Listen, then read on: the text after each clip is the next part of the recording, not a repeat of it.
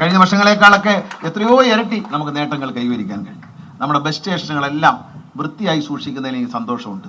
560-ലധികം ton മാലിന്യമാണ് KSRTC bus സ്റ്റേഷനുകളിൽ നിന്നും നമ്മൾ മുഖ്യമന്ത്രി പ്രഖ്യാപിച്ച മാലിന്യമുക്ത കേരളം പദ്ധതിയിലൂടെ നമ്മൾ എടുത്തു മാറ്റിയത്.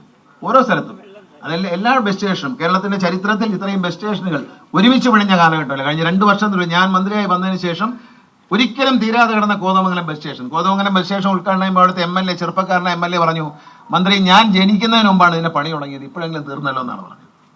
മൂവാറ്റുപുഴ ബസ് സ്റ്റേഷൻ തീരാതെ കിടന്ന ബസ് സ്റ്റേഷൻ നാളെ വൈകിട്ട് 5 മണിക്ക് ഞാൻ ഉദ്ഘാടനം ചെയ്യും.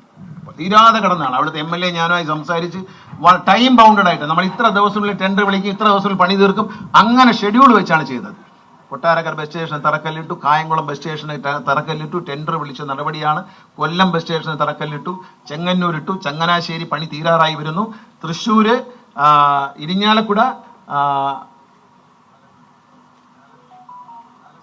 ചാലക്കുടി, ഇതെല്ലാം നമ്മൾ ആറ്റിങ്ങൽ ഇടാൻ പോകുന്നു. ബാക്കിയല്ല, ഇത്രയധികം ബസ് സ്റ്റേഷനുകൾ അത്യന്താധുനിക സൗകര്യമുള്ള കോടികൾ ചെലവഴിച്ച്, അത് 10 കോടി 11 കോടി 13 കോടി 18 കോടി ചെലവാക്കിയുള്ള ബസ് സ്റ്റേഷനുകൾ ട്രാൻസ്പോർട്ടർ ചരിത്രത്തിൽ ആദ്യമായിട്ടാണ് ഇത്രയും ബസ് സ്റ്റേഷനുകൾ ഒന്നിച്ച് നിർമ്മിക്കുന്നത് എന്ന് നമുക്ക് സന്തോഷിക്കാം. ബസ് സ്റ്റേഷന്റെ മുഖച്ഛായ മാറുകയാണ്. ജീവനക്കാരിൽ നിന്ന് ജോലി ചെയ്യുന്ന ഓഫീസ് മുറികൾ എയർ കണ്ടീഷൻ ചെയ്യാൻ പോയാണ്. ഹെഡ് ഓഫീസിലും പേടിക്കേണ്ട, ഇതെല്ലാം സോളാറിലേക്ക് മാറും. എല്ലാ ബസ് സ്റ്റേഷനുകളും ഘട്ടം ഘട്ടമായി MPമാരുടെ ഫണ്ട് തരാൻ വേണ്ടി റിക്വസ്റ്റ് ചെയ്തിട്ടുണ്ട്.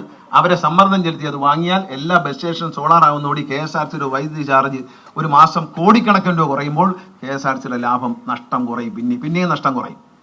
ഈ ഹെഡ് ഓഫീസ് അടക്കം ഏതെങ്കിലും കമ്പനികളുടെ CSR ഫണ്ട് ഉപയോഗിച്ചോ അല്ലെങ്കിൽ MPമാരുടെ ഫണ്ട് ഉപയോഗിച്ചോ നിങ്ങൾ ഓരോരുത്തരും, വിവിധ രാഷ്ട്രീയ പ്രസ്ഥാനം ട്രേഡ് യൂണിയനുള്ളവരുടെ ഉണ്ട്, നിങ്ങൾ ഓരോരുത്തരും പരിശ്രമിച്ചുകൊണ്ട് MPമാരെ കണ്ട് സംസാരിച്ച് അവരെ ഫണ്ട് വാങ്ങിച്ചുകൊണ്ട് നമ്മുടെ എല്ലാ ബസ് സ്റ്റേഷനും നമുക്ക് സോളാർ വെക്കുന്നതോടുകൂടി നമുക്ക് വൈദ്യുതി നിരക്കിലുണ്ടാകുന്ന ലാഭം നമ്മളെ വലിയ നിലയിലേക്ക് ഉയർത്തും KSRTC.